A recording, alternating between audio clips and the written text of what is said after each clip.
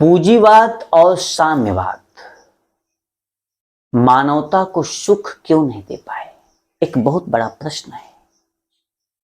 पूंजीवाद की मूल समस्या है कि पूंजीवाद व्यक्ति को आर्थिक स्वतंत्रता तो देता है, लेकिन धीरे धीरे धन और संसाधन कुछ लोगों के हाथ में सिमटने लगते हैं।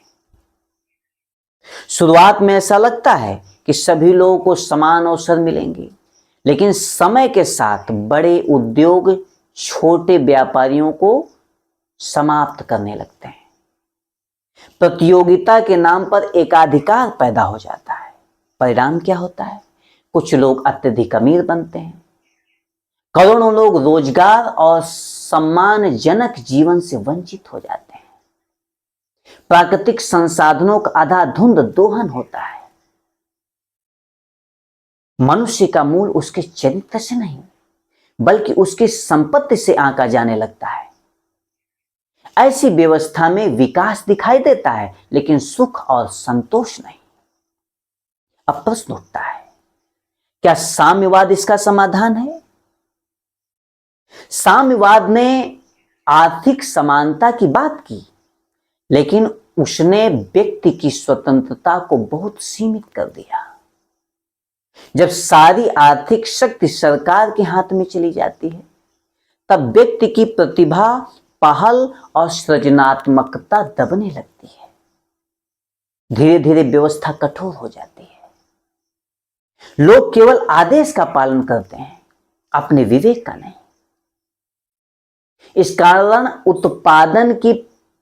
उत्पादन भी प्रभावित होता है और समाज में उत्साह भी कम होने लगता है। दोनों व्यवस्थाएं समान रूप से कमजोर हैं, समान रूप से घातक है मानवता के लिए।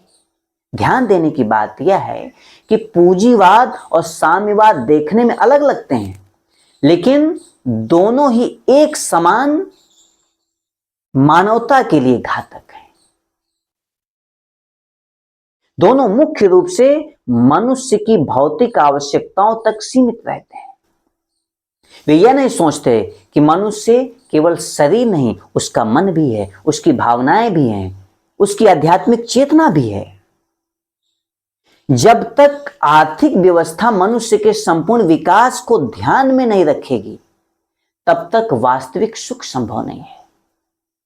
नव्य मानवतावादी अर्थशास्त्र कहता है, अर्थव्यवस्था का उद्देश्य केवल उत्पादन बढ़ाना नहीं, उसका उद्देश्य है प्रत्येक व्यक्ति की न्यूनतम आवश्यकताओं की गारंटी। संसाधनों का न्यायपूर्ण उपयोग, स्थानीय अर्थव्यवस्था को मजबूत करना, आर्थिक लोकतंत्र, पर्यावरण की रक्षा और सबसे महत्वपूर्ण मानव के साथ साथ संपूर्ण जीव जगत का कल्याण। यही कारण है कि यह विचारधारा केवल आर्थिक सिद्धांत नहीं, बल्कि एक मानवीय और आध्यात्मिक दृष्टिकोण भी है।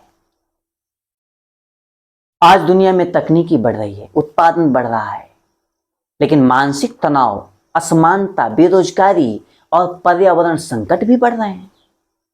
इसका अर्थ है केवल उत्पादन बढ़ाना समाधान नहीं है। समाधान है मानव केंद्रित नहीं, बल्कि नव्य मानवतावादी अर्थव्यवस्था।